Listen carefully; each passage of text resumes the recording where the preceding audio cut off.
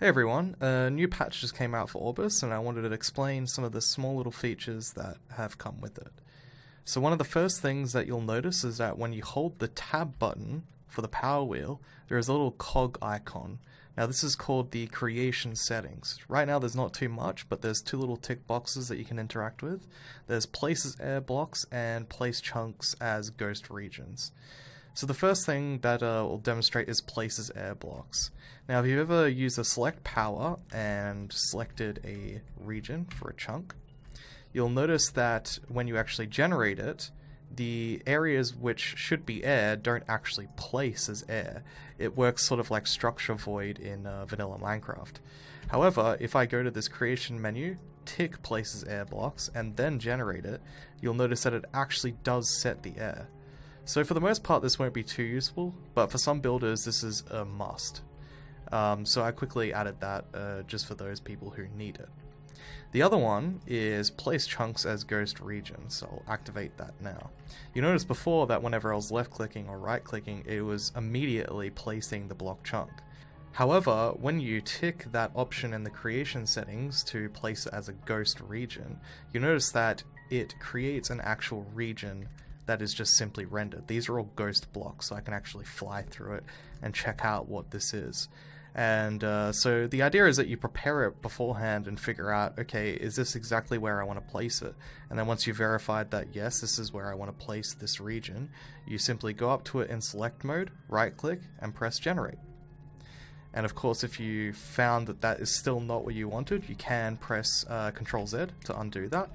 And you can see it is a ghost region. And you can right click and press remove, and that will get rid of that. So those are the two features when it comes to block chunks and also this new creation menu. I'll definitely be adding more options to it later when there are, certain things that in other powers that might need to be configurable. Now first we'll go to the creative power. Let's say you have, I don't know, you get out a block. Let's just get some stone blocks and you build something. So I'm just going to create nothing special. Just, something like that, right? Let's say I don't like that, or I wanted to undo a few things. All you have to do is Ctrl Z.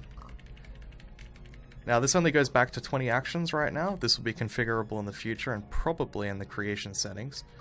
But other than Ctrl Z, you can also do Ctrl Y to redo everything. So I'm sure for some builders this will be very useful, being able to just quickly and efficiently undo and redo some actions that you've made when it comes to building. It also retains all the data inside of it, so if it's a chest, or if it's a command block or something, when you undo and redo, it will actually maintain the data that was inside of it and it won't delete any of that. It's important to note that you can actually undo and redo block destruction as well. So let's say I delete all of this, I can Ctrl Z and Ctrl Y. Now on top of this, let's say I have a chest with stuff inside of it, like granite, diamond ore, block of diamond, or whatever, or I have a command block. If I break it, and then undo that, you'll actually see that it still has everything inside of it, so it does save the data, and this will work for any block that uses NBT data. Now something to note, let's say if I go to a different power, let's say fill, I can't actually Ctrl Z and Ctrl Y because every other power only works with a different action log, and that is specifically is things like selecting. So as you can see, it will undo and redo this, but it won't undo and redo block actions. If you want to go back to undo and redo block actions, you just go to creative power and you can see that that works. And that's actually separate from this as well, so you won't accidentally undo and redo a fill action. I thought that was necessary to have them separate, so you have fluent control over that. Another feature we added is in the Orbis Dimension that you access through this portal button here. So we've always had it so that it's a white floor.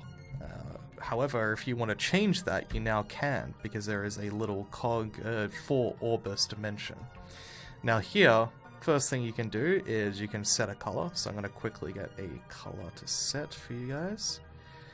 Let's get this. Alright. Now when I press enter, you can see it's changed it all to that color. However, let's say you want to actually work with a specific block type instead. You can click on that tick box, put the block inside, and instantly changes to stone. It'll also work for other things, like let's say grass block. Let's get a crafting table. Let's get red wool. Or my favorite, magma block. So we'll go back in, change it to grass. You can actually see it changes the sounds as well, which is nice. Crafting table. Red wool. And again, my favorite, magma block. Because again, it actually changes the proper rendering. So you can see that it actually animates as well. It's not just a static render. So this is really nice if you want to customize your world. In the future I'll make it so you can customize the sky rendering as well, change the color, maybe even do skyboxes, who knows.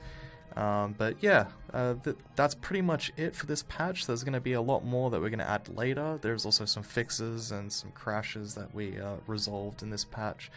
But for now, that's basically it, and I hope you enjoyed this video, and I'll see you guys later. Cheers.